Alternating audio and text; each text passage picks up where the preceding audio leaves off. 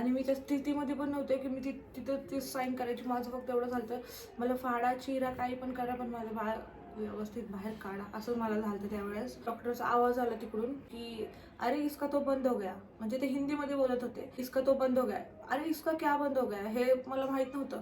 आणि माझं असं झालं की बाळाचे हार्ट रेट बंद झालेत का काय, मशीनचं काय बंद झालंय. माझी मम्मी आणि प्रतीक बाहेरच बसले होते जोपर्यंत मी आतमध्ये होते.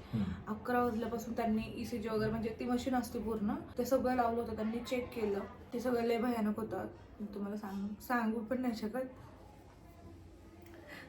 रडायचं नाही, रडू नकोस. रडण्यासाठी नाही आपण ब्लॉग करते, आपण शेअर करतोय. मला एवढा मोठा ब्रेक व्हायला लागला ना, प्रमाणाच्या बाहेरच. मी अशी उभी राहिली ना की पूर्ण फरशी खालची ओली ओली झाली होती. डॉक्टर वाट बघत होते आणि मी डॉक्टरांना भीक मागून बाहेर आले होते, कारण की तिथून मी कळा देता बाहेर आले होते. मला ते सगळं सहनशक्तीच्या बाहेर होतं माझ्या. हाय हॅलो नमस्कार, कसे आहेत सगळे? पाय प्रतीक ब्लॉग मध्ये सगळ्यांचं स्वागत आहे. खूप दिवसानंतर तुम्हाला ही आमची लाईन एकत्र ऐकायला भेटली आहे. आणि आज आम्ही हा ब्लॉग बनवतो कारण तुम्हाला पडलेले प्रश्न, आणि तुम्हाला आम्ही सारखं सांगत होतो की नंतर सांगू, आता काही सांगण्याची आम्ही कंडिशनमध्ये नाही. तर आता हीच ती वेळ, आम्ही तुमच्याशी सगळं शेअर करतोय, एकूण एक खडा, कारण तुम्हाला ही क्लिअर हवं. कारण की अर्धवट बातमीमुळे पण तुम्ही ही जाणकार नव्हतं, एवढं तुम्हाला माहीत नव्हतं. आणि तुम्ही खूप विचित्र प्रश्न विचारत होता, विचित्र गोष्टी बोलत होता. त्यामुळे आता तुम्ही ठरवलंय की आजच्या ब्लॉगमध्ये हे सगळं सांगावं. ब्लॉग 30 मिनिटाचा होईल किंवा 1 तासाचा होईल काय माहीत नाही, पण आम्ही सगळं एकाच ब्लॉगमध्ये सांगून टाकणार आहे. तर सुरुवातीपासून सुरुवात करूया. तर जसं की तुम्हाला माहिती आहे, आता मला हसायला या गोष्टीचं येत आहे की आमचं 7व्या महिन्यातलं डोहाळे जेवण 9व्या महिन्यात गेलं होतं. ते तर माझ्यामुळेच. आणि आम्हाला हाऊस पण करायची होती, म्हणून आम्ही डोहाळे जेवण केलं बाबा. परत असं नको गिल्ट वाटायला की अरे आपण काहीच हाऊस नाही केली आहे, नाही का, माझं डोहाळे जेवण झालं नाही असं मला नको वाटायला. हे असं प्रतीकला वाटत होतं, म्हणून आम्ही डोहाळे जेवण करायचं ठरवलं. कारण ते टोमणे मला आयुष्यभर ऐकावं लागले असते. मग ते आम्ही करायचं ठरवलं. आणि तुम्हाला माहिती आहे का, मला जसा 9वा महिना लागला होता तसा मला वॉटर ब्रेकचा प्रॉब्लेम चालू झाला होता. म्हणजे 3-4 दिवसापासून मला कंटिन्यू तसं होत होतं. पण मम्मीला सांगितलं मी, तर मम्मी काय नाही, हे नॉर्मल असतं, नाही का. सगळे ते बोलत होते की हे नॉर्मल असतं. मग मला असं वाटत होतं कुठं ना कुठं की चुकून जर हा वॉटर ब्रेक, नाही का, बाळाच्या भोवती जे पाणी असतं तोच जर असला तर बाळ असं, नाही का, बाळाला पाणी कमी पडेल असं माझ्या मनात यायचं. म्हणून नाही का आम्ही काय केलं, डोहाळे जेवणाच्या दिवशीच हॉस्पिटलमध्ये गेलो. सगळ्या गोष्टी तुम्हाला त्या ब्लॉगमध्ये शेअर केलेल्या, आधी पण शेअर केलेल्या गोष्टी आहेत की पायाला काय त्रास होता.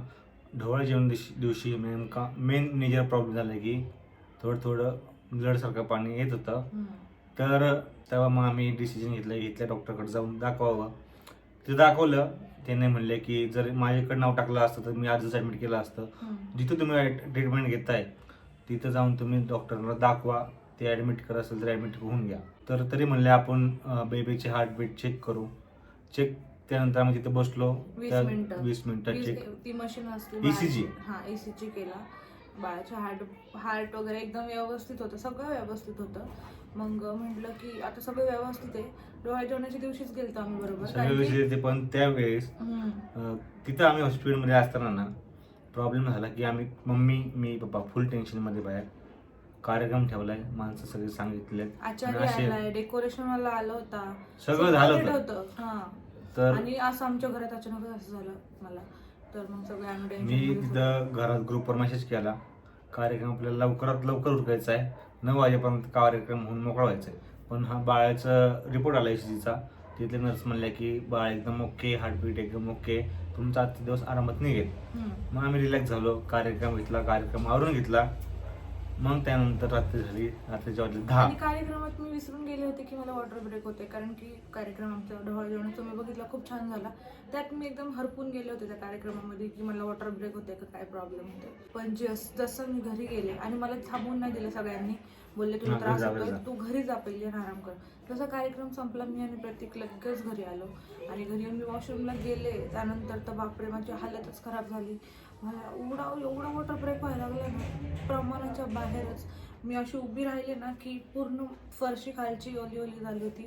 मग तेव्हा तर माझे तर पूर्ण असं मनात काय येत होतं विचार, नाही का, की बाळाच्या बाळाचं पाणी कमी होतंय का, बाळ कोरडं पडतंय का, बाळाला काय होतंय का नाही का, असं माझ्या खूप मनात येत होतं वेगवेगळं. माझ्या हात पाय असे लट कापत होते.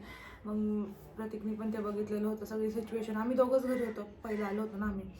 तर मग मम्मी आली पटकन, माझी मम्मी आली, साक्षी आली, पटकन आम्ही बॅग भरली कशी तरी. माझे 2च कपडे घेतले होते आणि बाळाचे पण कपडे घेतले, कारण की मला माहितीच नव्हतं सिच्युएशन हॉस्पिटलमध्ये काय असणार आहे. तर मग असं झालं की मी लगेच मम्मीला फोन केला की मम्मी असाच प्रॉब्लेम खूप सिरियस वाटतंय. मम्मी तिकडूनच लगेच रिक्षावर घेऊन आली. पायलची मम्मी आणि साक्षी होत्या. पटापट आम्ही कपडे इथं भरले आणि लगेच तिथं जागा आम्ही लगेच साडी बिडी फाटली, बाळातली बिडतं घेतलं आणि तिथून हॉस्पिटलला निघालो. रिक्षातमधून हॉस्पिटलपर्यंत जाऊस तर खूप प्रमाणात वॉटर ब्रेक झाला, झाला. रात्री 12 वाजता मी हॉस्पिटलला पोहोचलो. हॉस्पिटलला मी, पायलची मम्मी आणि अनिकेत, नमिषा आणि माझा मित्र होता. अनिकेतचा मित्र, माझा मित्र कॉमन आहे तो होता. त्यांना कारमध्ये सोडलं नाही, आम्हाला तिघांनाच सोडलं. आम्ही पायलला व्हीलचेअर ते असतं काय असतं डायरेक्ट बेडच होता, म्हणजे ते घेऊन आता आपल्याला ते नाव माहित नाही, त्याला व्हीलचेअरच म्हणून तर ते घेऊन गेलो. त्यानंतर मला थांबलं की म्हणजे मी थांबू शकत नव्हते. मी अख्खा हॉस्पिटलमध्ये जायपर्यंत ना पूर्ण भिजली होती, रिक्षा पूर्ण भिजली होती. वॉटर ब्रेक होतच होतं. रिक्षा पूर्ण मी खूप घाबरले होते, हा पण खूप घाबरला होता. मग ह्याने डायरेक्ट मला झोपवलं त्याच्यावरती, तसाच घेऊन गेला. मग लेबर रूम नेला इमर्जन्सी. त्या लेबर रूम मध्ये आतमध्ये गेली. 11 वाजता गेलो आम्ही. मी 11 वाजता गेले, ह्यांना नव्हतं सोडलं. ह्यांना दोघांना, माझी मम्मी आणि प्रतीक बाहेरच बसले होते जोपर्यंत मी आतमध्ये होते. 11 वाजल्यापासून त्यांनी ECG वगैरे, म्हणजे ती मशीन असते पूर्ण, ते सगळं लावलं होतं. त्यांनी चेक केलं. ते सगळं लय भयानक होतं, तुम्हाला सांगू पण नाही शकत. रडायचं नाही, रडू नकोस. रडण्यासाठी नाही आपण ब्लॉग करतोय, आपण शेअर करतोय. रडू नकोस, रडणं चांगलं नाहीये. कंट्रोल कर, इमोशनल कंट्रोल. आपण सगळ्यांचे प्रश्न सॉल्व्ह करत नाही तर आपण ब्लॉग इथंच थांबू का ब्लॉग? रडू नकोस, कंट्रोल कर. शेअर करायचं वाटतं मी बोलतो, तू ऐक वाटलंस मग तसं कर. थोडं वगैरे नकोस, रडायचं नाही पाहिजे. नॉर्मल आज बाळ आले घरी, बाळाचा चेहरा तरी झोपली आपली जवळ चेहरा. हा चल आता तिथं आतमध्ये गेलो. मी बोलतो, तू रडू नको पाहिजे प्लीज. मी ब्लॉग बंद करून टाकू. रडू नको. असं असेल तर मग का ब्लॉग करण्यात अर्थ नाही आपलं. आपल्याला शेअर करायचं आहे, उगाच इमोशनल काय फायदा नाही. मी बोलते आता, मी नाही रडत आहे. रडू नको. रडलं माहिती ना काय होतं, सांगितलं ना मी, बाळतीने रडायचं नसतं. तर पाहिलात मध्ये सांगतो, शेअर कर व्यवस्थित, रडू नकोस फक्त प्लीज. नाही तर मला व्लॉग एडिट करायला टाकणार नाही वाटणार. तर मग मी ना 11 वाजता बरोबर आतमध्ये गेले होते. त्यांनी चेक वगैरे केलं तर पिशवीचं तोंड उघडलं होतं 1.5 इंच फक्त. तर त्याच्यामध्ये पॉसिबल नव्हतं की मी पुश करून नाही का नॉर्मल डिलिव्हरीला हे होईल म्हणून, लगेच डिलिव्हरी होईल असं नव्हतं. कारण की ऑलरेडी पाणी कमी झालं होतं. डॉक्टर पण सगळे चर्चा करत होते आणि मग मी ते ऐकत होते कंटिन्यू. मी माझ्याच धुंदीत होते तेव्हा, कारण की मला कळा चालू झाल्या होत्या. घरी जेव्हा मला वॉटर ब्रेक झालं तेव्हाच मला कळा चालू झाल्या त्या. रिक्षात पण मला दम निघत नव्हता, कारण की त्या कळा एकदम डेंजर होत्या. तर मंदिर आतमध्ये गेली, तासाभराने पाहिलं, मग नंतर नॉर्मल होऊन आली बाहेर. आमचे आले, गप्पा वगैरे मारली. 2-3 वेळा बाहेर चक्कर मारल्या, बाहेर आले. तो पण जी ट्रीटमेंट आतमध्ये चालू होती, डॉक्टर वाट बघत होते. आणि मी डॉक्टरांना भीक मागून बाहेर आले होते, कारण की तिथून मी कळा देता बाहेर आले होते. मला ते सगळं सहनशक्तीच्या बाहेर होतं माझ्या. कारण की ना मी 11 वाजता तिथे बेडवरती झोपले होते, तेव्हापासून मी त्या कळाच देत होते. मग मध्यरात्री की 2-3 वाजता आले असेल ना तुमच्याकडं, हे दोघं बाहेरच बसले होते, माझी मम्मी आणि प्रतीक. तर मी डॉक्टरांना भीक मागितली, म्हणलं प्लीज मला वॉशरूमला जायचं आहे म्हणलं. तर मला 5 मिनिटं फक्त बाहेर माझ्या हस्बंडला भेटून द्या, कारण की ऑलरेडी मला कळायत होत्या. त्याच्यामध्ये त्या रिस्क कसं घेणार ना, बाहेर मला सोडायचं. त्यात वॉटर ब्रेक होत होता आणि ते हॉस्पिटल खूप जास्त स्ट्रिक्ट आहे जिथं आम्ही होतो जिथं मी ॲडमिट होते. तर तिथं बाहेर पण नव्हते सोडत नाही का. आता त्यांनी मला मशीन वगैरे लावली होती, सलाईन वगैरे लावली होती. ती ECGची मशीन असते ना, ती लावली होती. बाळाचे हार्ट रेट नाही का कंटिन्यू कसे पडतात ते चेक करायला. तर मग मी तिथून कसं तरी त्यांना रिक्वेस्ट करून 5 मिनिट गेले ह्यांच्यापाशी. मग तिथं मी नीट ह्यांच्याशी बोलले व्यवस्थित नाही का, जरा नॉर्मल होऊन परत आतमध्ये गेले. परत माझ्या कळा चालूच होत्या. परत मी बेडवरती झोपूनच होते. मग ते हार्ट रेट वगैरे चेक करत होते. ऑलरेडी पाणी जास्त गेलं होतं, त्याच्यामुळं डॉक्टर्स पण टेन्शनमध्ये होते. मग मी बरोबर 2 वाजेपर्यंत कळा दिल्या, दुपारी 2 वाजेपर्यंत, म्हणजे रात्री 11 ते 2 वाजेपर्यंत माझ्या कळा चालू होत्या. पण त्याच्यामध्ये पण काय झाला प्रॉब्लेम तुम्हाला सांगते. मी डॉक्टरांच्या तोंडातून असं ऐकलं की मला जी मशीन लावली होती बाळाची हार्ट रेट चेक करायची, ती कंटिन्यू चालूच असते आणि त्याचा डिस्प्ले डॉक्टरांना दिसत असतो नाही का, म्हणजे त्याच्यावर कळतं की रेट नाही का बाळाचे हार्ट नीट पडतं ते का. तर डॉक्टरचा आवाज आला तिकडून की अरे इसका तो बंद हो गया, म्हणजे ते हिंदीमध्ये बोलत होते, इसका तो बंद हो गया. अरे इसका क्या बंद हो गया हे मला माहीत नव्हतं. आणि माझं असं झालं की बाळाचे हार्ट रेट बंद झालेत का काय, मशीनचं काय बंद झालंय हे मला काहीच कळत नव्हतं. पण बाळाचे हार्ट रेट कमी अचानक पडायला लागले. मग ते त्यांचं सगळ्यांचं डिस्कशन चाललं होतं, इसको एमर्जन्सी भेजना पडेगा असं तसं नाही का. ते बोलले, मी सगळं ऐकलं. माझे तर होशच असे उडले होते. माझं अंग असं लट कापत होतं की मला ती मशीन दिसत नव्हती, मला काहीच कळत नव्हतं की काय चाललंय काय नाही. डॉक्टरांचं बोलणं एवढंच ऐकलं की अरे इसका तो बंद हो गया. अरे बंद काय झालं हे मला नाही सांगितलं डॉक्टरांनी शेवटपर्यंत. फक्त एवढं कळलं की बाळाचे हार्ट रेट कमी पडायला लागले ते, कारण की पाणी खूप गेलं होतं. जर मी लवकर ॲडमिट झाले असते 3-4 दिवस तर ते तशी सिच्युएशन नसती आली. तर ही पायलने तिच्या आतमधली सिच्युएशन सांगितली. पायल आतमध्ये असताना आम्ही दोघंही पायल शिंबीनी पूर्ण रात्रभर ताट करून काढली तिथं नाही का. मग मी वाईट बघून बाहेर जाऊन मेन वॉर्डात जाऊन झोपलो. पायलच्या मम्मीला पण म्हणलं झोपा, काय काळजी करू नका, सगळं व्यवस्थित होईल. तर तिथून मग दुपार झाली. मम्मीचा माझा फोन आला की तुम्ही घरी या आणि मी जाते तिथे दिवसभर पायलपाशी बसते. आम्ही निघून घरीच आलो होतो, पायलची मम्मी मी निघून घरीच आलो नुकताच.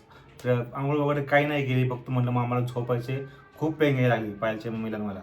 मग इथपर्यंत घरी आलो, पडलोच होतो. व्लॉग तुम्ही बघितलेच गाईज, तुम्हाला व्लॉगमध्ये माहिती आहे.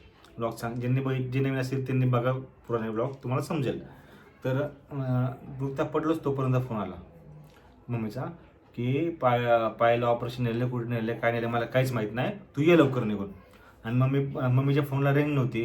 फक्त त्यांनी बाहेरून सांगितलं पायल का कोण आहे, ऑपरेशन केलं, लिकेज आली.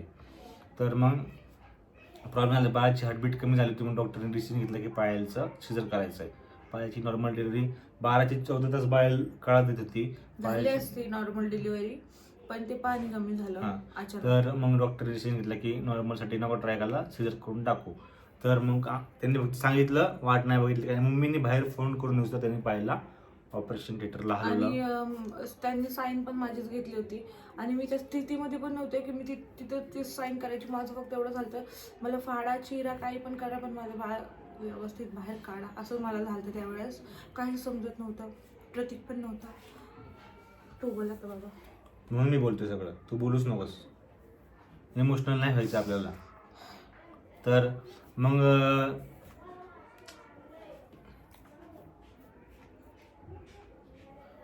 काढायचं नाही रे.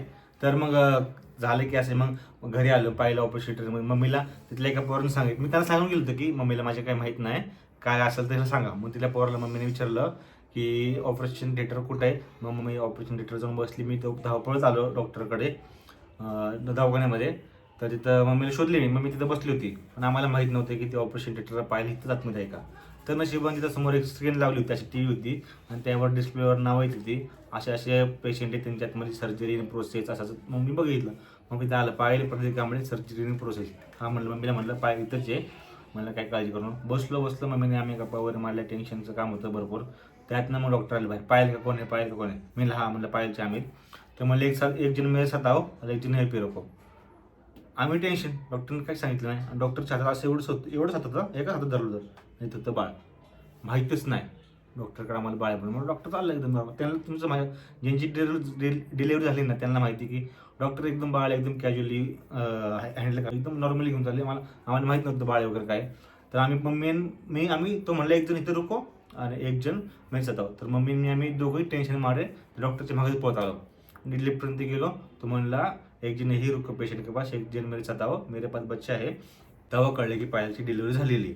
तर नंतर मग म्हणलं लिफ्टमध्ये गेलो. लिफ्टमधून त्या वॉर्डमध्ये ऑपरेशन थिएटरपासून लेबर रूमपर्यंत येऊपर्यंत मी डॉक्टरला काही असं विचारलंच नाही.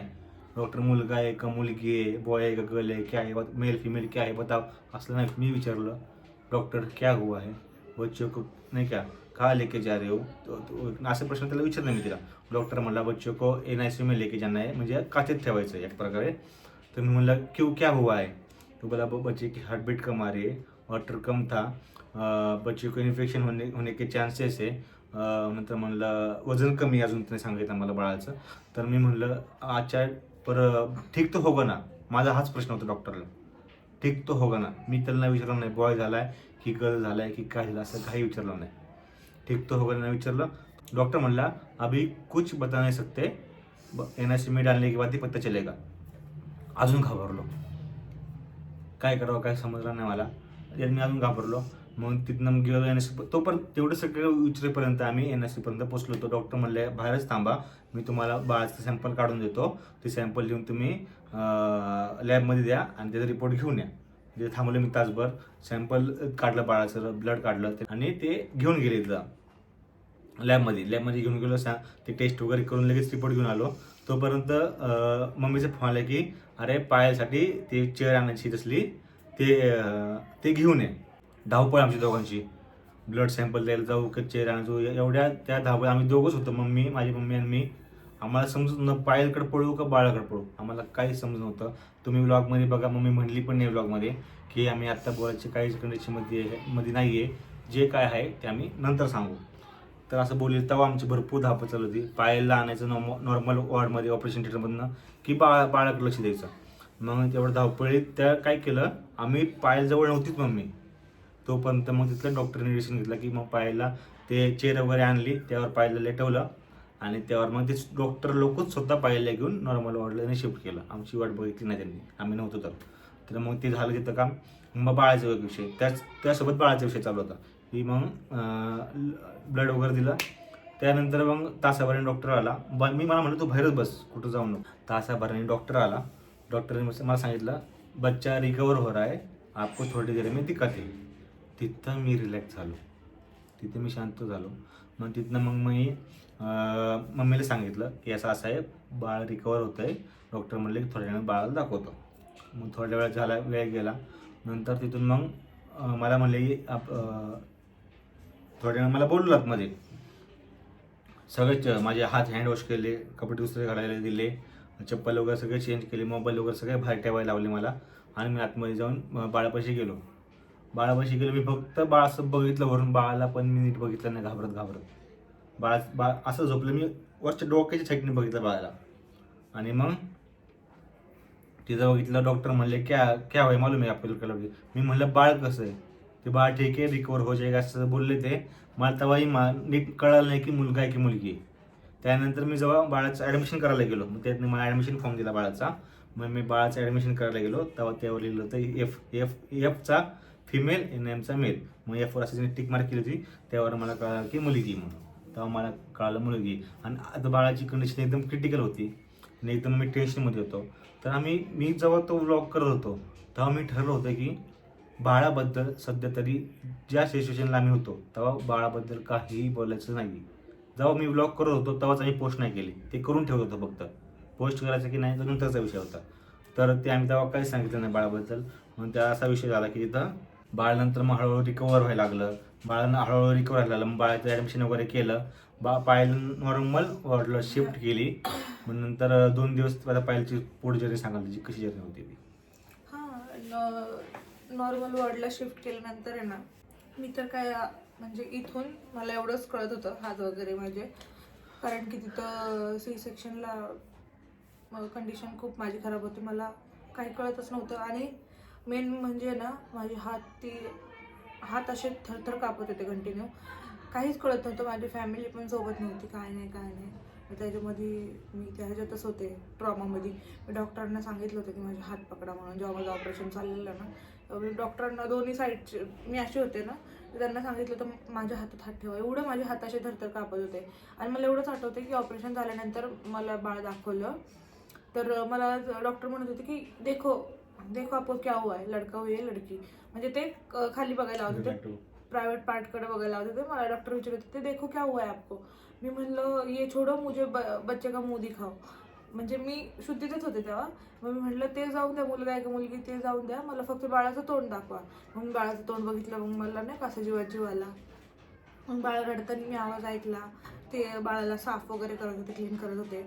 मग त्यांनी टाइम वगैरे बघितला होता, सगळं कळत होतं मला. पण नंतर कसं डॉक्टर पण म्हणले पाहिलं की अच्छा है आपने क्या जेंडर नहीं देख रहे बाल हाँ. बच्चे का, बच्चे लड़का है लड़की है, हे अच्छी बात आहे असं मग म्हणजे. त्यानंतर ऑपरेशन थिएटरमधून बाहेर घेऊन म्हणजे ऑपरेशन रूममधून बाहेर घेऊन गेले.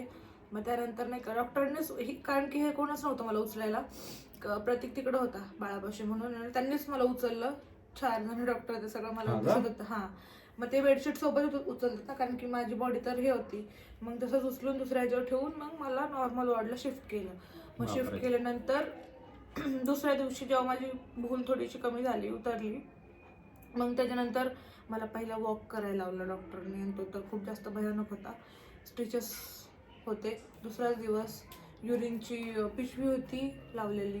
म्हणजे एक्सपिरियन्स खूप भयानक होता मला ना, ती युरिनची पिशवी वगैरे लावलेली होती आणि त्यामध्ये मला फर्स्ट वॉक करायचं होतं. असं काही नाही की नॉर्मल डिलिव्हरी खूप इझी असते आणि सी सेक्शन खूप डेंजर असतं, असं काही नाही आहे. डिलिव्हरी असती, दोन्ही पण एकसारखे असतात बरोबर. असं आपण म्हणतो की ह्याला कमी नाही का कमी त्रास होतो आणि त्याला जास्त त्रास होतो, असं काही नाही आहे. मी तिथं जेवढ्या पोरी बघितल्यात नॉर्मल डिलिव्हरीवाल्या, सीझरवाल्या, सेम सगळ्यांचं दुःख होतं. एक आई झाल्यावरच आपल्याला कळतं की आपलं दुःख काय आहे म्हणून. खूप भयानक. मला ते सगळं आहे ना असं आठवून मी कधी पण रडत बसते, एकटी रडत बसते. तुम्हाला या गोष्टीमध्ये एक सांगायचं मी विसरलो, आम्ही खूप घाबरलो होतो. मग असे आमचे दिवस गेले. ते तुम्ही व्लॉग बघितले सगळे. ही होती क्रिटिकल सिच्युएशनपर्यंत, की एवढा वाईट काळ होता. आम्ही तो व्लॉगमध्ये सांगितलं नाही, व्लॉगमध्ये काही बोललो नाही आणि त्याबद्दल काही वाचिता केलीच नाही व्लॉगमध्ये. आम्ही फक्त चांगल्या गोष्टी दाखवत होतो फक्त तुम्हाला. जे आम्ही टेन्शनमध्ये होतो काय होतं ते तुम्हाला तेव्हा सांगितलंच नाही, कारण आम्हाला तेव्हा सांगायचंच नव्हतं. आम्ही ते फक्त रेकॉर्डिंग करून ठेवतो. आणि हॉस्पिटलमध्ये कसं होतं, हॉस्पिटलमध्ये अलाउड नव्हतं व्हिडिओ शूट करायला, व्लॉग वगैरे करायला, म्हणून आम्ही लिफ्टमध्ये बघा किंवा एका कॉपऱ्यामध्ये जाऊन म्हणा असे थोडे जाऊन बोलत होतो. तर मी तिथं व्लॉगमध्ये सगळं बोललो पण होतो, पण घरी आल्यावर मला वाटतं नको आत्ता गोष्टी नको टाकायला. मी ते सगळं डिलीट केलं. ही अशी जर्नी होती आत्तापर्यंत तरी. आणि त्यानंतर तुम्हाला एक मी सांगायचं विसरलो. मी ज्या दिवशी ढोळ जेवण होतं 12 तारखेला दुपारी जेवलो होतो, म्हणजे सकाळी आम्हाला जेवण सकाळी होतं तेव्हा जेवण केलं होतं. 2 चपात्या खाल्ल्या होत्या. त्यानंतर मी 13 तारखेला रात्री डायरेक्ट जेवण केलं. मी 2 दिवस उपाशी होतो. टेन्शन होतं त्यामुळे मी काहीही जेवलो नव्हतं. मला खाऊशीच वाटत 2 नव्हतं. दिवस झोपला पण 2 दिवस झोपलं पण नव्हतं. नुसती मी ज्या दिवशी पायाची डिलिव्हरी होती ना, ज्या दिवशी मम्मीचा फोन आला का, त्या दिवशी 1 वाजल्यापासून रात्री 8 वाजल्यापासून मी कंटिन्यू चालत होतो. ॲडमिशन करायला जा, पायाला इकडं तिकडं आणायला जा, बाळापाशी जाऊन बस, रिपोर्ट आणायला जा किंवा डायपर आणायला जा. डॉक्टरने जेव्हा बाळाला दाखवलं तेव्हा काही गोष्टीचा मला फोटो काढायला लावला. म्हणजे ह्या गोष्टी बाळाला पाहिजे, कॅप म्हणा, सीझर म्हणा किंवा डिजिटल थर्मामीटर म्हणा, बाळाला दूध पाजायचं म्हणा किंवा ब्रेस्ट फिडिंगचा तो पंप असतो तो पंप म्हणा, ते सगळ्या गोष्टी मला डॉक्टरने आणायला लावल्या. त्या दिवशी त्याच्यामध्ये माझे पूर्ण संध्याकाळी मला 8-7:30 वाजले. त्यात अख्खा दिवस गेला माझा. मी सकाळपासून संध्याकाळपर्यंत नुसतं चालत होतो, बसलोच नव्हतं, नुसतं चालत होतो. त्याच्यामध्ये मी तोंड पण असं झालं होतं की म्हणजे मला ना, मी त्या सिच्युएशन मध्ये होते तरी मला त्या प्रतीककडे बघून असं नाही का हे होत होतं.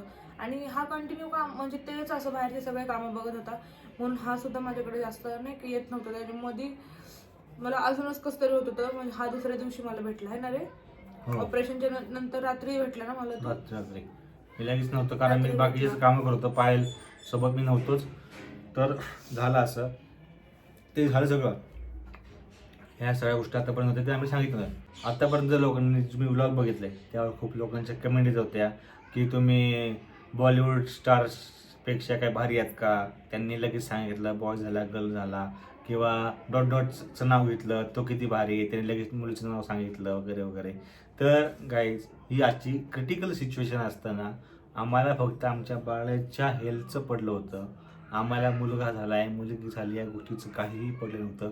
म्हणून तेव्हा आम्ही ब्लॉगमध्ये त्या गोष्टी काय बोललोच नाही. बस फक्त ज्यांनी आम्हाला प्रश्न विचारला ना, मला तुम्हाला एक उलटा प्रश्न आहे. बाईची डिलिव्हरी झाली, तिला मुलगा होऊ या मुलगी होऊ, बाळ सुखरूप येणार ते महत्वाचं आहे. तुम्ही वारंवार तोच प्रश्न विचारता, मुलगा झाला की मुलगी झाली सांगा, किती सस्पेंड ठेवताय, की झालंय ते एक्सेप्ट करण्याचे ना आम्हाला. मुलगा हो की मुलगी हो, आम्हाला आहेच, ते झालेलंच आहे. ते आजनंतर तुम्हाला कळणारच आहे. आम्ही काही सस्पेन्स ठेवत नव्हतो, आम्ही काळजीपोटी त्या गोष्टी ब्लॉगमध्ये बोलत नव्हतो. पण तो काही लोकांनी त्याचा गैरअर्थ काढला. तुम्ही की सस्पेन्स सेलिब्रिटी ठेवता, सस्पेन्स ठेवता, हे असं करताय. करता तसं. मग नंतर 2-3 दिवस दिले झाले ना, तेव्हा मग मी त्या गोष्टीवर बोल लावलो की मुलगा कारण- झाला की मुलगी झाली. आणि कारण माझा मोबाईल प्रतीककडे होता, मी ब्लॉग कंटिन्यूस शूट करत नव्हते. कंटिन्यूस प्रतीकचा मोबाईल माझ्याकडे होता, ज्यात आम्ही ब्लॉग करत नाही, त्याची क्लॅरिटी एवढी छान नाहीये. म्हणून प्रतीकच सगळे ब्लॉग घेत होता. माझ्यापाशी ऑपरेशन झालं त्या दिवशी फक्त एकच रात्र माझी बहीण थांबली होती, आणि ते पण सीझर होतं म्हणून थांबवून दिलं तिला. एक रात्र सीझरमध्ये थांबवून देतात. नॉर्मल डिलिव्हरी वाल्यांपाशी तर कोणच नाही थांबत, पण सीझरवाल्यांपाशी एक दिवस थांबावं लागतं. कारण की रात्रीचं उठायचं वगैरे झालं की नाही का असं, तर आवाज द्यायला कोणतरी पाहिजे म्हणून ना साक्षी माझ्यापाशी होती रात्रभर. तिने माझा सगळा त्रास बघितला. मला रात्री काय काय त्रास होत होता काय नाही, ती पण माझ्यासोबत रडत होती. ती पण भूल तात्काळ जातं बरं. त्यानंतर मग आमचा जो पहिला दिवस गेला तुम्हाला सांगितलं कसं गेला. ऑपरेशनचा दिवस सांगितला, ज्या दिवशी पाहायला वॉर्डमध्ये शिफ्ट केलं ते सांगितलं. त्यानंतर मग 2 दिवस असेच गेले. एक दिवस तर असं झालं, पायलची मोठी बहीण आली होती पायलपाशी थांबायला, पण तिथं एवढं स्ट्रिक्ट आहे की पेशंटजवळ कोणालाच थांबत नाही.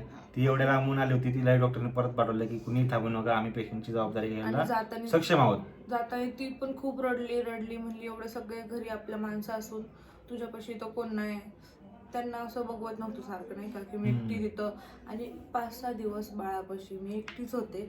ते नंतर झालं बाळाचं. तोपर्यंत पायल एकटीच होती. मग पायलचं डब्बा वगैरे आणणं, परंतु साक्षी डब्बा सकाळचं आणणं, संध्याकाळचं, ते तुम्ही सगळं ब्लॉगमध्ये बघितलेल्या गोष्टी. डब्बा वगैरे नेतो आम्ही जेवायला पायला वगैरे. तर मला दुसऱ्या दिवशी जेव्हा माझी भूल उतरली होती दुसऱ्या दिवशी, मग त्याच्यानंतर 8 तासानंतर मला जेवण करायला सांगितलं होतं. त्याच दिवशी ऑपरेशनच्या दिवशी 8 तास होऊन गेले. मग मी थोडंसं खाल्लं होतं त्या रात्री, आणि ना मग दुसऱ्या दिवशी सकाळी मला बाळापाशी सोडलं होतं फीड करायला, म्हणजे बाळाला पाजायला.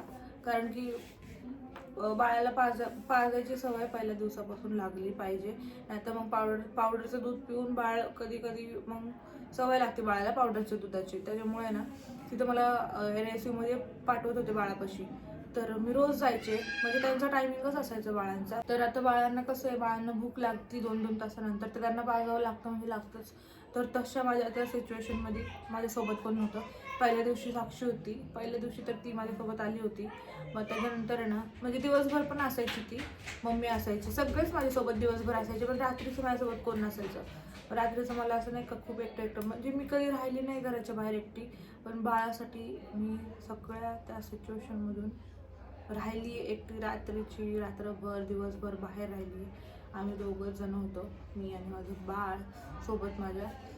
आणि ते सगळं आठवून मला लय असं हे होतं की बाबा सगळे एवढी मोठी फॅमिली असून ना माझ्यापाशी कोण नाही आहे, ना प्रतीक आहे. म्हणजे रात्रीचं काय, कारण ते हॉस्पिटलचे रूलच तसे आहेत, पेशंटच्या नातेवाईकांना गर्दी करून देत नाही. कारण मी पेशंट आहे, माझे 5 मेंबर आले किंवा 2 मेंबर आले, शेजारची बसलेल्या पेशंटला डिस्टर्ब होतं, त्यामुळे ते फॅमिली मेंबरला जास्त येऊन देत नाहीत. आणि असाच विषय होता की पायल खूप एकटी पडली होती. मग पायला रोज आम्ही नेऊन न्यायचो 2-2 तासांनी, बाळापाशी फीड करायला जायची, बाळाला फीड करायची आणि तिथं खेळ बसायची. बाळापाशीच येतच नव्हती. दुसऱ्या दिवशीपासून आहे ना मी माझं दुःख विसरून गेले होते. दुःख मला काही नव्हतं. तुम्हाला आता परत क्लिअर करते, तुम्हाला असं वाटेल गैरसमज की ही जी डिलिव्हरी जगाची वेगळी झाली आहे का, हिला खूप दुःख आहे असं तसं. दुःख मला काही नव्हतं, फक्त मी घाबरत होते. माझा स्वभावच तसा आहे, एवढं काय झालं ना तर मी एवढं टेन्शन घेते आणि मी घाबरत बसते, आणि हा चांगला स्वभाव नाही आहे माझा. पण मी तरी पण आता मला वाटणारच, माझ्या मनात खूप जास्त निगेटिव्ह विचार पण येत होते माझ्या चुकीमुळं, किंवा चूक पण नाही म्हणता येणार ती. आता वॉटर ब्रेक आपल्याला कधी होऊ शकतो आणि कोणत्याही कारणाने होऊ शकतो. मग तसंच माझ्यासोबत झालं होतं. मग मला फक्त एवढंच होतं की काही होऊ दे, मला चिरा फाडा, मला मारून टाका, पण माझं बाळ बाहेर काढा, असं मला एवढं त्यावेळेस झालं होतं. आणि परत सांगते, हे बघा सिझर झालं म्हणून वाईट नाही वाटत आहे एवढं. नॉर्मल डिलिव्हरी झाली असते, सिझर झालं असतं, मला काही चाललं असतं, कारण की मी मनातून तयारी करूनच गेले होते की काही होऊ, बाळ आपल्याला सुखरूप पाहिजे. मग त्याच्यामुळे तुम्ही असं गैरसमज नका करून घेऊ की बाबा ही किती ओव्हर करतीये, काय पण सांगतीये, नाही का. 100 लोकांमध्ये एका दोघांचेच तसे कमेंट येते, बाकीचे 99 लोक आपल्याला पॉझिटिव्ह बोलतात. कारण आपण काय फेक दाखवत नाही किंवा फेक सांगत कधी नाहीये. त्यामुळे जे आपले आधीपासून बघतात ना त्यांना आपल्याला त्यांना आमचा स्वभाव माहिती आहे. आम्ही जे आहे ते खरंच सांगतो. आणि बाकी आता गोष्टी तुम्ही व्लॉगमध्ये बघितल्यात, बाळाची इंटरव्ह्यूवर आली. तुमचे जे कॉमन प्रश्न होते की तुम्ही खूप सस्पेन्स ठेवताय किंवा तुम्ही बॉलिवूड स्टार आहात का, ह्या सगळ्या गोष्टींमुळे आम्ही बाळाबद्दल काहीही बोलत नव्हतो. बाळा झोपलंय म्हणून असं बोलावं लागतंय हळूहळू. काहीही बोलत नव्हतो. बाळाबद्दल आम्हाला काहीच ब्लॉगमध्ये सांगायचं नव्हतं तेव्हापर्यंत. जेव्हा बाळ नॉर्मल झालं, पाहिलं, मग बाळापाशी शिफ्ट केलं, तेव्हा कुठं मी ब्लॉगमध्ये मग बाळाबद्दल बोलायला लागलो. असं झालं. आणि परत अजून एक तुम्हाला क्लिअर करायचंय मला आत्ताच, की बाळाला पण NICU मध्ये ठेवलं होतं ना, ते का ठेवलं तुम्हाला सांगते खरं कारण त्याचं. कारण हे बघा, 9वा महिने लागल्या 3 दिवसांनी डिलिव्हरी झाली, ठीक आहे. मग आता ते 35 वीकच्या पुढं झालं ना थोडंसं. मग डॉक्टरांना असं वाटलं की नाही का, थोडंसं 1 महिना आधी बाळ आलंय किंवा 15 दिवस आधी बाळ आलंय, तर ते बाळ व्यवस्थित ऍक्टिव्हिटी करते ना, नॉर्मल आहे ना ऑब्झर्वेशन सगळं. असते एक मग ते प्रकारे. एक प्रकारे ऑब्झर्वेशन करतात. बाळाला त्यांच्यापाशी ठेवतात, आईपाशी लगेच देत नाही, म्हणजे इन्फेक्शन बाळाला नको व्हायला म्हणून. बाकी काही विषय नाही. कारण की मला नॉर्मल वॉर्डमध्ये ठेवलं होतं, तिथं भरपूर लोक ये जा करतात नाही का सारखं. पण बाळ छोटूस आहे, नाजूक आहे. म्हणजे बाळ माझ्यासारखं एकदम नाजूक. माझी मम्मी तू पण झाली तर अशीच होती, एकदम नाजूक. तर बाळाला इन्फेक्शन वगैरे नको व्हायला म्हणून ते त्यांच्याकडे ठेवतात. ऑब्झर्वेशन असतं ते एक तर प्रकारे. ह्याच्यानंतर पण पायलला जेव्हा बाळ दिलं तेव्हा बाळ नॉर्मल वॉर्डला नाही आलं. पायल बाळाकडे गेली. जिथं NOC मध्ये काही रूम्स असतात तिथं बाळांना यायला सेफ आणि हायजीन एरियामध्ये ठेवतात. बाळाला वॉर्डमध्ये शिफ्ट नाही केलं, पायलला बाळाच्या वॉर्डमध्ये टाकलं. हो. असं केलं. आणि बाळाला काही प्रॉब्लेम नव्हता ना, मला काही प्रॉब्लेम होता. म्हणजे ते एक हे होतं की वजन कमी होतं, वॉटर लीक झाल्यामुळे इन्फेक्शन होण्याचे चान्सेस जास्त आता होतात. ना वॉटर लीक झालं ना, तर पिशवीचं तोंड आपल्या बघा, माझ्या पिशवीचं तोंड 4 दिवस झालं उघडं होतं. मग त्यांना असं वाटतं आतमध्ये काही जेम्स वगैरे जाऊन हो. पिशवीमध्ये इन्फेक्शन होऊ शकतं बाळाला. हां. मग त्यांचं असं असतं की बाबा वॉटर लीक पहिल्यापासून झालं, म्हणजे नाही का 2-3 दिवस झालं होत होता, मग इन्फेक्शन बाळापर्यंत काही नको जायला म्हणून ते त्यांच्या ऑब्झर्वेशनमध्ये ठेवतात. बाळाला नीट चेक करतात, काही प्रॉब्लेम नाही ना, ब्लड सॅम्पल वगैरे चेक करतात. आणि वजन कमी असल्यामुळे त्यांना नाही का भीती असते की बाळ नाजूक केलंय नाही का, ही पहिल्यांदा आई झाली आहे, कशी हँडल करते. NICU मध्ये फक्त काय असं नसतं की बाळालाच ठेवतात आणि बाळाचं सगळं बघतात, हे असं काही नाही आहे. आता मी माझा एक्सपिरियन्स सांगते तुम्हाला NICU मधला. मला जेव्हा बाळापाशी शिफ्ट केलं 2 दिवसानंतर शिफ्ट केलं, तर लगेच मला बाळापाशी माझा दिवस बाळासोबतच जायचा. म्हणजे मी माझं सगळं जग बाळातच होतं 3 दिवस. मी खूप खुश होते. घरचे जरी आले ना तरी मला बाळा असं झोपून यायला लागायचं बाहेर जेवण करायला. पण मला असं व्हायचं की नको, मी बाळापाशीच बसते, तुम्हीच या डबा घरात. तसं पण नव्हतं चालत, मला जेवण करायला बाहेर जावंच लागायचं. आणि डॉक्टर एक प्रकारे चेक पण करतात की ही पहिल्यांदा आई झाली आहे, बाळ छोटं आहे, ही कशी त्याला हँडल करते नाही का, कशी नीट फिडिंग करते का, बाळ नीट ॲक्टिव्हिटी करते का, छान रिस्पॉन्स देते का, आईशी कसं बॉन्डिंग आहे, आई बाळाला नीट सांभाळते का, हे सगळं ट्रेनिंग माझ्याकडनं त्यांनी करून घेतलं होतं पहिली गोष्ट तर. आणि हे खूप चांगलं आहे. म्हणजे मी 5-6 दिवस माझ्या बाळाला एकटं सांभाळलं आहे, त्याचं मला खूप चांगलं असं वाटतंय. पण माझी झोप नाही झाली त्या दिवसामध्ये. आता घरी आल्यापासून माझी झोप होती. त्या दिवशी रात्री पाटापाचचा भंग केला, रडत तर ती मला नाही राहायची तर असं तसं काहीतरी म्हणलं पायल. कारण की काय झालं मी तुला सांगते, बाळ ऐकतच नव्हतं, ही अजिबात ऐकत नव्हती. पिलं तरी पण मला 10-10 मिनिटांनी उठवायची आणि मला खूप जास्त इरिटेट व्हायचं. कारण बघा ना तुम्ही, 4-5 दिवस माझी झोप नव्हती झाली आणि माझे डोळे असे झालते, असे नाही का एकदम प्रेशर आले माझ्या डोळ्यांवरती. पण आता आई म्हणल्यावरती बाळासाठी रात्रभर मी ना मजबुरीने जागा राहायचे की बाबा भूक लागते का, परत रडल्यावर मी ऐकते का नाही आवाज, म्हणून मी जागी राहून तिथं बाळाला नीट डोळ्यात तेल टाकून, ते काय बोलतात, डोळे असे उघडे ठेवून किती पण झोप आली तरी मी कंट्रोल केली होती झोप माझी माझ्या बाळासाठी. तर डोळ्यात तेल टाकून माझे डोळे मी चालू ठेवले होते. ते म्हण आहे, मला काय नाही माहिती ती, पण मी माझ्या बाळाला कसं सांभाळलं आहे 6 दिवस. पण ते एक प्रकारे चांगलंच झालं. ती माझी ट्रेनिंग झाली की बाळाला कसं सांभाळतात, लहान बाळ आपण कसं हँडल करतो. आणि तुम्हाला सांगते, डॉक्टर तिथे 2-2 तासांनी येऊन विचारायचे, बाळाने शिसू केली का, बाळ व्यवस्थित पित आहे का, तुम्हाला होत आहे का, जमतंय का बाळाला घ्यायला, असं तसं. ते एक प्रकारे चांगलं झालं की त्यांनी बाळाला लगेच त्यांच्या ऑब्झर्वेशनमध्ये ठेवलं आणि मला पण तिथे शिफ्ट केलं. ते तर अशी होती जर्नी, असे होतं टेन्शन आमच्या मागे. त्यामुळे आम्ही काही व्यवस्थित रिव्हील करत नव्हतो. ज्या टायमिंगला जेव्हा पाहिजे आम्ही बोलायला भेटायला जायचो किंवा घरी काही करायचो तेच तुम्हाला दाखवत होतो. बाळाबद्दल आम्ही काहीही सांगत नव्हतो. त्यामुळे खूप लोकांचा गैरसमज झाला की आम्ही सस्पेन्स ठेवतो. बाळ व्यवस्थित होतं पण तरी पण तर चला आता सांगत नव्हता की तुम्हाला सगळं नाही का लगेच नाही, मला घरी गेल्याशिवाय काहीही नाही. तर मग तुम्हाला सांगतो, बाळ मुलगा झाला ना की मुलगी झाली आहे ना, मला जेव्हा कळलं मी फक्त मम्मीला सांगितलं, पायाला सांगितलं, बाकी कुठल्याही फॅमिली मेंबरला सांगितलंच नाही आम्हाला काय झालं ते. कारण आम्ही ती सिच्युएशनमध्ये मम्मी पण म्हणली कोणालाच काय सांगू नको, बाळाची तब्येत व्यवस्थित होऊन दे मग सांगू. मग आम्ही कोणालाच काय सांगितलं नाही. तोपर्यंत अनिकेत आणि नमिषा भेटायला आले पायाला. त्यांनी विचारलं मग काय झालं, मी सांगितलं मुलगी झाली म्हणून नाही का. मग तो म्हटलं मी सांगू का मग सगळ्यांना, मी मला सांग ग्रुपवर मेसेज टाक मुलगी झाली म्हणून. तेव्हा कुठं मग आमच्या फॅमिली मेंबरच्या ग्रुपवर माझ्या फॅमिलीच्या ग्रुपवर मेसेज पडला की मुलगी झाली. मग तेव्हा त्यांनी स्टेटस वगैरे ठेवून सगळीकडे बाकीच्या ठिकाणी हे झालं. मग तोपर्यंत आम्ही स्वतःहून कोणालाही सांगितलं नव्हतं. ते एकदम काळजीपोटी त्या गोष्टीवर काय बोलतच नव्हतं. आणि मुलगी झाली तर साक्षी, मम्मी, माझ्या घरचे पण, इथले पण सगळे एवढे खुश होते की मुलगी झाली. साक्षी मला म्हणजे हॉस्पिटलमध्ये जायच्या पहिलेच बोलली होती मुलगी झाली पाहिजे, काय तिला मुलगी पाहिजे होती साक्षीला. आणि ती जेव्हा तिला कळलं ना मुलगी झाली तेव्हा तर ती रडतच होती.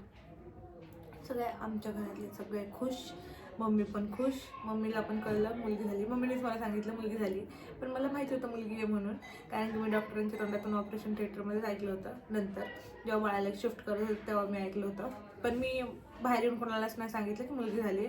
मी म्हटलं जेव्हा प्रतीकला कळलं तेव्हाच प्रतीक सगळ्यांना सांगितलं. मला मम्मीने विचारलं होतं पण मम्मीला म्हणलं मला नाही माहिती म्हणून. अशाही गोष्टी झाल्या. त्यामुळे खूप लोकांचे गैरसमज झाले. ते गैरसमज क्लिअर करण्यासाठीच आम्ही ही व्हिडिओ केला की जी सिच्युएशन होती, जी आमच्यासोबत जे घडत होतं ते गोष्टीमुळे आम्ही काही गोष्टी क्लिअर सांगत नव्हतो. तर असा होता आजचा व्हिडिओ. वाईट ह्या गोष्टीचं वाटतंय की आपण एवढं नॉर्मल डिलिव्हरीसाठी ट्राय केलं होतं की नाही का नॉर्मल डिलिव्हरी करायची पण ऐन टायमाला काय होईल ते सांगता येत नाही. कारण मी सकाळीच एक रील बघितली, डॉक्टर आहे ती, हिंदी डॉक्टर आहे ती, प्रेग्नन्सी रिलेटेडच व्हिडिओ बनवती. तिची एक व्हिडिओ बघितली, म्हणली मी स्वतः डॉक्टर असून सुद्धा तुम्हाला वाटत असं की माझी नॉर्मल डिलिव्हरी झाली, तर नाही म्हणली माझी ही पोस्टमॉर्टम झालेली आहे, माझी नॉर्मल डिलिव्हरी झाली नाही, डॉक्टर असून सुद्धा. म्हणून ते आपल्यावर नसतं नॉर्मल किंवा सीझर, जे काय असतं ते बाळावर डिपेंड असतं. तर व्हिडिओ करता करता स्पेस फुल झाला होता. तर अशी होती आमची कंडिशन जी तुम्हाला आम्ही सांगितली. त्यामुळे आम्ही काहीही व्लॉगमध्ये मी क्लिअरली काही बोलत नव्हतो, कारण की आम्हाला पहिली प्रायोरिटी होती की बाळ सुखरूप होऊन दे. आम्ही ब्लॉग बनवणार, हे करणार ते करणार, त्यापेक्षा म्हटलं पहिली प्रायोरिटी असून दे बाळ आणि पायल दोन्ही सुखरूप असून दे. त्यानंतर आपण सांगायला मोकळच आहे की मी बाळाबद्दल काय बोलत नव्हतं. आणि त्यामुळे खूप जणांची गैरसमज झाली आणि खूप जणांनी दुसऱ्यांची नावं घेऊन आम्हाला सांगितली की त्यांनी किती सांगितलं लगेच. तुम्ही त्यांचे व्हिडिओ बघा, त्यांचं तुम्ही नाव घेतलंय, त्यांच्या पत्नीची डिलिव्हरी व्यवस्थित होती, काही क्रिटिकल सिच्युएशन नव्हती, त्यामुळे तिला सांग होती व्यवस्थित. आपली सिच्युएशन वेगळी होती, सिच्युएशनवर असतं, सिच्युएशन वेगळी होती म्हणून आपण त्या गोष्टी सांगत नव्हतो. त्यामुळे खूप लोकांचा गैरसमज झाला.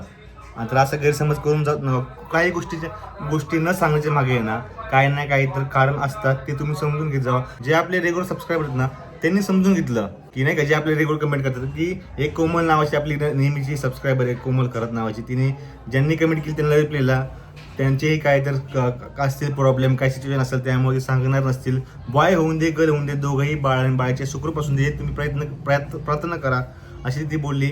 तर त्यामुळे कोमल थँक्यू. असेच आमचे जे तुम्ही रेग्युलर आमचे ब्लॉग बघता तुम्ही. आणि अजून एक व्यक्ती आहे जी प्राची खेडेकर नावाची, ती प्रत्येक व्लॉगला प्रत्येकाला एवढा घाण आणि एवढं खालच्या दर्जाची कमेंट करते ना, काय बोलायलाच नको. जर तू हा व्लॉग बस ना 100% माझा नंबर घे, माझ्या नंबरवर तू फोन कर किंवा तुझा नंबर दे, मला तुझ्याशी पर्सनली बोलायचं आहे. बघू तू कोण आहेस नेमकी, मला काय तुझी दुश्मनी काय आमच्याबरोबर, आणि एवढं काय तू आमचं वाईट चित्तीस, मला ते बघायला लागलं. पण तिने कमेंट केली तर आमचे प्रिय सबस्क्रायबर काय तिला झापतात, जबर काय झापतात. एक नाही तर 5-6 जणी तिला मेसेज करून तिला कमेंट रिप्लाय करून एवढं झपतात ना. हेच तुमचं प्रेम आम्हाला पाहिजे, म्हणून आम्ही तुमच्याशी काही लपून ठेवत नाही. काही तुम्हाला गैरसमज झाले की आम्ही ब्लॉगमध्ये लगेच क्लिअर करतो की असं नाही असं आहे.